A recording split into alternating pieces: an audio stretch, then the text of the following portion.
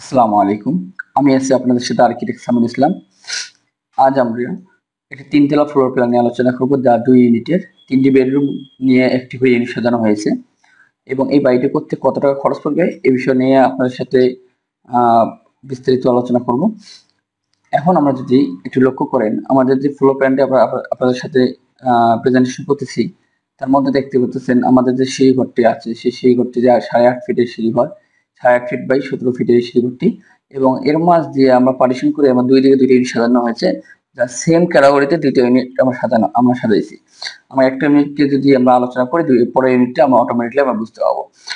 আমার যেহেতু আমরা একটা ইউনিটকে সাজাবো, ধরেন আমরা ইউনিট এ, আমার আমার ইউনিটে প্রবেশ করার পর আমরা শুধু প্রথমে আমরা পাবো ড্রয়িং এবং প্লাস ডাইনিং। 14 ফিট 10 ইঞ্চি 15 ফিট 10 ইঞ্চি, মোটামুটি একটা বড় একটা ডাইনিং স্পেস পেয়েছি স্কোয়ারের প্রায়।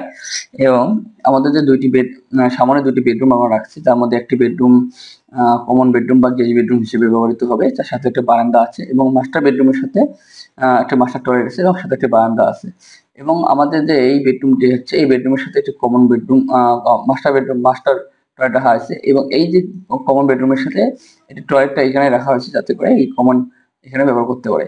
আমাদের এই 3টে বেডরুমের সাথে 3টি টয়লেট আছে, তার মধ্যে একটি কমন আর বাকি 2টি অ্যাটাচড।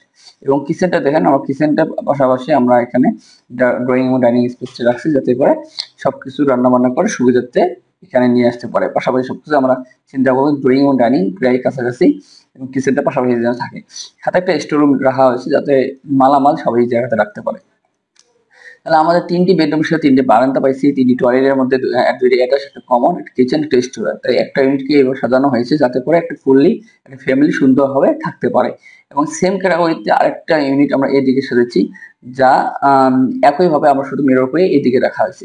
যেহেতু একে দুই ভাইয়ের ফ্লোর প্ল্যান, দুই ভাইয়ের কাস্ট খরচ করে একই টাকা ইনভেস্ট করে একইভাবে তুলবে, এই জন্য আমরা সেম ক্যাটাগরিতে সেম ভাবে ডিজাইনটি করেছি, যাতে করে দুই ভাই অল্প খরচে সুন্দরভাবে একটা ফ্লোর প্ল্যান তারা পেয়ে যায় এবং বাড়িটি সুন্দরভাবে একই খরচে যেন তুলতে পারে।